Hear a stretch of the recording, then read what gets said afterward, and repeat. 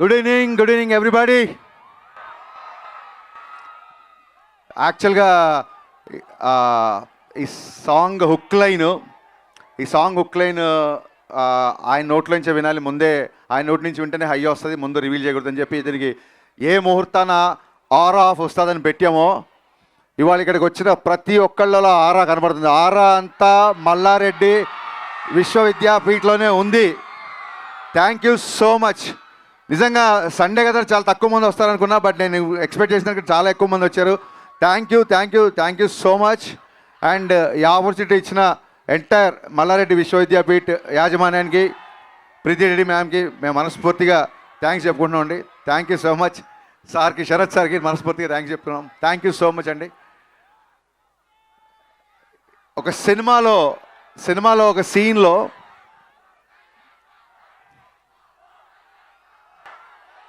ఆయన గురించే మాట్లాడుతున్నా. సో సినిమాలో ఒక సీన్లో ఈ డైలాగ్ వస్తుంది. ఇదేంటంటే ఆ డైలాగ్ రాసే ముందు ఒక చిన్న నాలో ఉన్న ఆలోచన ఏంటంటే, ఒక 2 decades నుంచి కళ్యాణ్ గారి మేనరిజం చేస్తున్నారు, బట్ దీనికి ఒక వర్బల్ ఎక్స్ప్రెషన్ ఇస్తే బాగుంటుంది, ఇలా అనగానే ఒక మాట గుర్తుకు రావాలి డెఫినెట్గా అన్న థాట్ నుంచి ఆ డైలాగ్ వచ్చింది. ఆ డైలాగ్ వచ్చిన తర్వాత ఈ సాంగ్కి ఇదే హుక్ లైన్ అయితే చాలా బాగుంటుంది అనిపించింది. ఎందుకంటే సినిమాలో ఉన్న ఎమోషన్ నుంచి అది స్టార్ట్ అవుతుంది కాబట్టి ఇది యాప్ట్ అనిపించింది. ఈ హుక్ లైన్ చెప్పగానే ఫస్ట్ డిఎస్పి గారు ఎగిరి గంతేశారు. అసలు అంటే ఒక ఫిలాసఫీ చెప్తూ కూడా, ఒక మాస్ హుక్ లైన్తో కూడా ఒక ఫిలాసఫీ చెప్పొచ్చు అన్న టైప్లో ఆయన ఒక కాంప్లిమెంట్ ఇచ్చారు. ఆ తర్వాత ఆ ఆరాకి ఖచ్చితంగా ఆస్కార్ పెన్నే కావాలి అనిపించింది. ఇమ్మీడియట్గా మా బోసన్న దగ్గరికి వెళ్ళా. బోసన్నకి నాకు రిలేషన్ అసిస్టెంట్ డైరెక్టర్గా ఉన్నప్పటి నుంచి, నేను డైరెక్టర్ అవ్వక ముందు నుంచి నన్ను చూస్తున్నాడు. మళ్ళీ నాకు ఆటోగ్రాఫు, గబ్బర్ సింగ్ ఈ రోజులు గుర్తొచ్చాయి అన్న. కంటిన్యూగా అంటే సాంగ్ వచ్చేంత వరకు బోస్ గారు నేను హోటల్లో చెక్కిన్ అయ్యామంటే లిరిక్ పేపర్తోనే బయటికి వెళ్ళాం. ఇంకా హోటల్ విడిచిపెట్టి బయటికి వెళ్ళలేదు. నాకు తెలిసి ఒక 2-3 రోజులే కూర్చున్నాము. బట్ ఫస్ట్ డే ఒక 4 hours, సెకండ్ డే ఒక 8 hours సాంగ్ అయిపోయింది. యాక్చువల్గా ఫస్ట్ డేనే దేవి గారికి వినిపిద్దాం అనుకున్నాం, లేదు ఇంకొకసారి మళ్ళీ డబల్ చెక్ చేసుకుని ఆయనకు వినిపిద్దామని చెప్పి రెండో రోజు మళ్ళీ కూర్చొని మళ్ళీ కొన్ని లైన్లు యాడ్ చేసి అప్పుడు దేవి గారికి వినిపించాము. ఇది ఇప్పుడు కళ్యాణ్ గారి మీద నాకున్న ప్రేమ, అభిమానం, రెస్పెక్ట్ మీకు అందరికీ తెలుసు. బట్ ఈ సాంగ్కి ఏంటంటే ఇది ఒక అభిమానంతో వచ్చిన పాట కాదు, కంప్లీట్గా ఆయన లైఫ్ స్టైల్ని, ఆయన జర్నీని, అభిమానం కంటే ఎక్కువ కూడా ఒక అవగాహనతో వచ్చిన సాంగ్ ఇది. సో అంటే ప్రతి ఫ్యాన్ మనసులో తన గురించి ఏమనుకుంటాడో కళ్యాణ్ గారి వ్యక్తిత్వాన్ని యాజ్ ఇట్ ఈజ్గా ప్రతిబింబిస్తూ ప్రతి లైన్, అంటే హీరోయిజం సాంగ్స్ రాసినప్పుడు ఏమవుతుందంటే ఒక లైన్ రాస్తే అది ఏ హీరోకైనా సూట్ అయ్యేలా ఉంటుంది యాక్చువల్గా, డెఫినెట్గా హీరో ఎలివేషన్స్ రాస్తున్నప్పుడు. బట్ ఈ పాట నేను ఇందాక ముందే వీడియోలో చెప్పినట్టు మీరు ఏ లైన్ విన్నా కళ్యాణ్ గారికి గుర్తొస్తారు. ఫర్ ఎగ్జాంపుల్ బోస్ గారు చెప్పినట్టు కళ్యాణ్ గారి జర్నీ అటు సినిమాలు కానీ అటు పాలిటిక్స్ కానీ అంత ఈజీగా రాలా, ఊరికే ఓవర్ నైట్లో వచ్చేలా. సో ఆ జర్నీ ఎంత కఠినం అని అందరికీ తెలుసు. సో దానికి సంబంధించిన లైన్, నా ఫేవరెట్ లైన్ ఏంటంటే, మెత్తని మట్టిలో మొలిచిన మొలకవు కాదోయ్ నువ్వు, బండరాళ్లను బద్దలు కొట్టిన మొండి మొక్కవు నువ్వు. ఈ లైన్ నాకు నా ఫేవరెట్ లైన్. అంటే ప్రతి లైన్ నా ఫేవరెట్ లైన్సే లిరిక్స్లో ఉన్నాయి, బట్ ఎక్కువగా హత్తుకునే లైన్ ఇది. అలాగే అసలు డబ్బుకి ఏ మాత్రం కూడా అంటే దాన్ని ఏమంటారు, డబ్బుకు లొంగని వ్యక్తి అని గట్టిగా చెప్పవచ్చు. ఎందుకంటే ఇట్స్ నా పర్సనల్ ఎక్స్పీరియన్స్.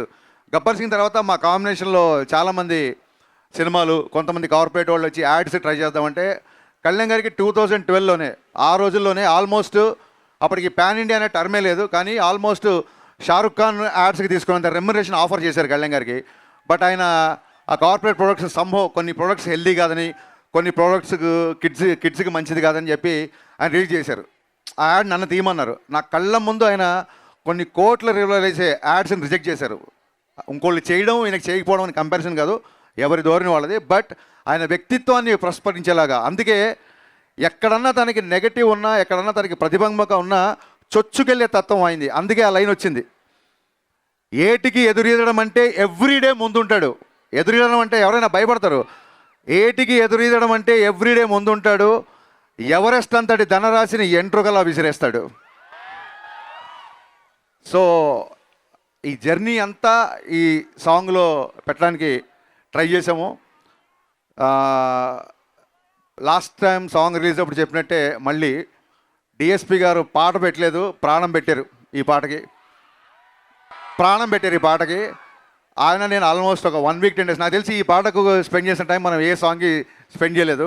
చాలా రోజులు నేను ఒక 5-6 సార్లు ఈ పాటకి చెన్నై వెళ్ళాల్సి వచ్చింది. ఆయన కొన్నిసార్లు బాగా వచ్చిందంటే ఓకే అన్నప్పుడు కాదు కదా ఇంకా బెటర్గా చేస్తాను, కొన్నిసార్లు సార్ ఇది ఎక్కువ బీజం ఏదో మార్చాలని. ఈ సాంగ్కైనా తర్జన పరిచయలు మామూలు విషయం కాదు, but we are seeing the result today. Thank you sir. అంటే మీరందరూ కళ్యాణ్ గారికి రిలీజ్ అప్పుడు పాలాభిషేకం చేస్తారు కదా, దేవి గారు పాటాభిషేకం చేశారు, కళ్యాణ్ గారికి పాటాభిషేకం చేశారు ఈ పాటతో. అలాగే మా బోస్ గారు తన ఇంకుతో ఈ పాటకి అన్న శిరాభిషేకం చేసావు నీ శిరాతో, అందుకే ఈ పాట ఇలా వచ్చింది. Thank you so much. ఎక్కడికి వెళ్ళిన అడుగుతున్నారు ఉస్తాద్ భగత్ సింగ్ ఎలా ఉంటుంది. Now it's high time, release దగ్గర పడుతుంది. March 26th సినిమా రిలీజ్ అవుతుంది. ఎలా ఉంటుంది అని మొన్న ఒక వెరైటీ ఇండియా మ్యాగజైన్, ఆయన ఒక నేషనల్ లెవెల్ మ్యాగజైన్ ఆయన ఒక క్వశ్చన్ వేసినప్పుడు ఒకటే ఆన్సర్ చెప్పాను.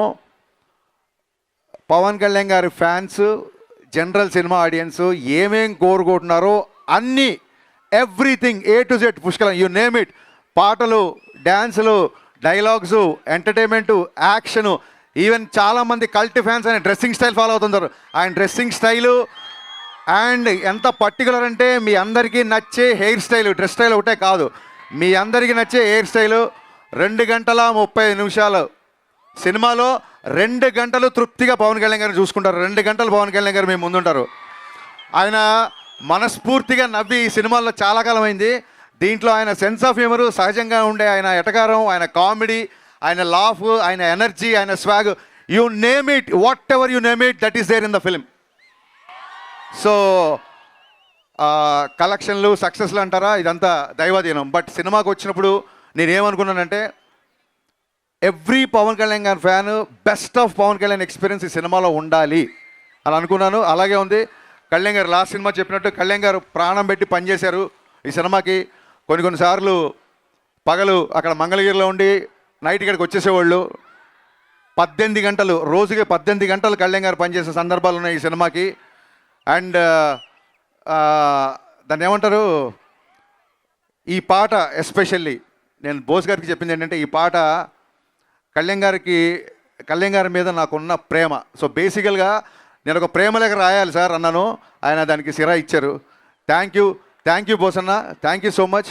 ఈ పాటే కాదు, సినిమాలో ఏ పాట అయినా సరే చాలా గ్రాండ్గా, చాలా విజువల్లీ ఒక ఫీస్ట్ లాగా ఉంటుంది. దానికి రీజన్ నన్ అదర్ దాన్ మా ప్రొడ్యూసర్లు నవీన్ గారు, రవి గారు. వాళ్ళిద్దరు లిటరల్గా ఒక 3 ఏళ్ళు నన్ను భుజాల మీద మోసారు. అంటే లిటరల్గా కాదు, వాళ్ళ హైట్కి ఎవరైనా భుజాలను ఎక్కితే మట్టు కింద పడిపోతారు. వాళ్ళు జాగ్రత్త ప్లాన్ చేసుకున్నారు.